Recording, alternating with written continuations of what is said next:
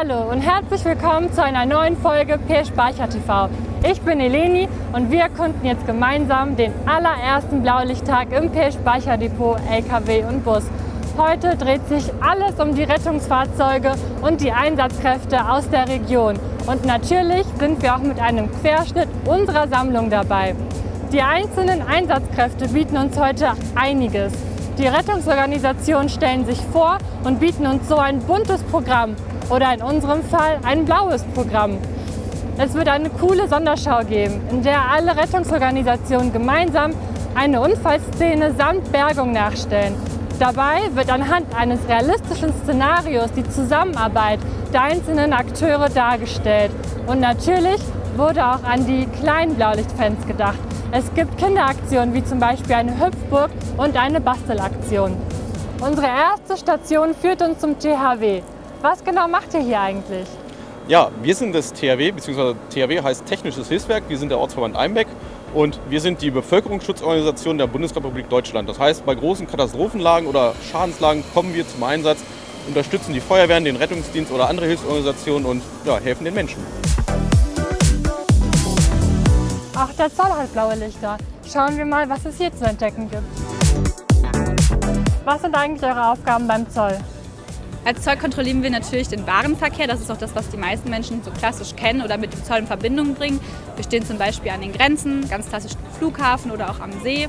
Aber natürlich auch der Warenverkehr mittlerweile, auch über den Posthandel, über den Internetkauf etc.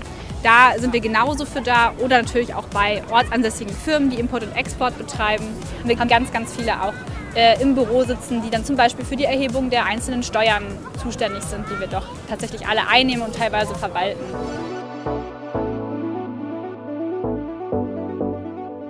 Also Regenschirm, dann ein Schlüsselbund, hier ein Schreibblock haben Sie auch dabei. Ja, genau, genau. Und Portemonnaie, Ja. kann man hier die Münzen erkennen. Da unsere Kontrollbeamten tatsächlich in ihrem Arbeitsalltag auch häufig mit Rauschgift in Berührung kommen, sind unsere Tests tatsächlich im regen Einsatz und die haben wir heute auch mal mitgebracht für die Besucher, dass sie das zum Teil auch an eigenen Gegenständen mal prüfen können.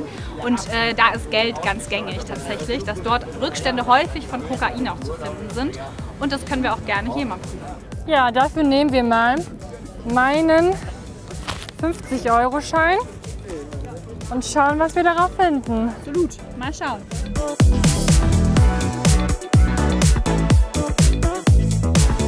Genau, der ist auch positiv. Es gibt genauso wie beim Schwangerschafts- oder Corona-Test kein bisschen. Das kleinste Ergebnis ist positiv.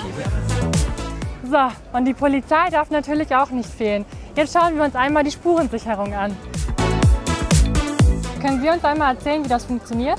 Ja, gerne. Also wir demonstrieren hier die Techniken und die Möglichkeiten, Spuren an Tatorten zu sichern. Und ich kann das gerne mal an dem Beispiel von Schuhabdruckspuren zeigen. Wir haben hier die Möglichkeit, mit einer entsprechenden Lichtquelle einen Tatort abzusuchen, wo wir halt Schuhabdruckspuren von einem Täter vermuten, die auf dem glatten Fußboden hinterlassen wurden. Und wir können so halt diese Spur lokalisieren. Wenn ich weiß, wo die Spur ist, dann habe ich auch die Möglichkeit, die Spur zu sichern. Und ich nehme dann so eine schwarze Geleefolie zur Hilfe, die ist selbstklebend, die Oberfläche. Kann ich dann diese Spur auf dem Boden entsprechend aufnehmen und würde dann im nächsten Schritt bei uns im Fotolabor diese Folie dann abfotografieren und erstelle ein sogenanntes Fotogramm. Das ist dann so in etwa dieses Beispiel und das ist eine weitere Ermittlungshilfe, dann exakt diesen Schuh aufzufinden bei einem möglichen Tatverdächtigen, um den dann zu überführen, dass er der Spurenverursacher ist. Ich habe jetzt hier unten schon so viel Schönes gesehen. Jetzt schaue ich mir das Ganze noch mal von oben an. Wie hoch kann eigentlich so eine Drehleiter fahren? 30 Meter. 30 Meter. Und wann kommt so eine Drehleiter zum Einsatz? Im Grunde genommen immer, wenn irgendwo eine Person in einer größeren Höhe ist, die man mit einer normalen Leiter nicht mehr überwinden kann. Ja.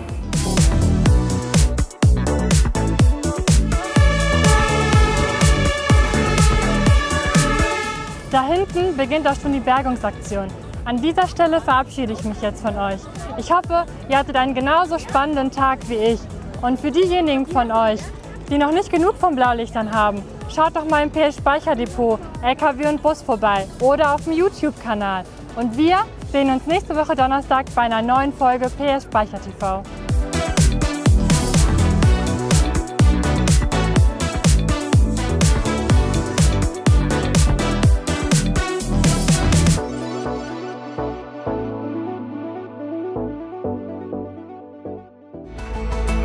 Unterstützen Sie den PS-Speicher und werden Sie Mitglied bei den Förderfreunden PS-Speicher.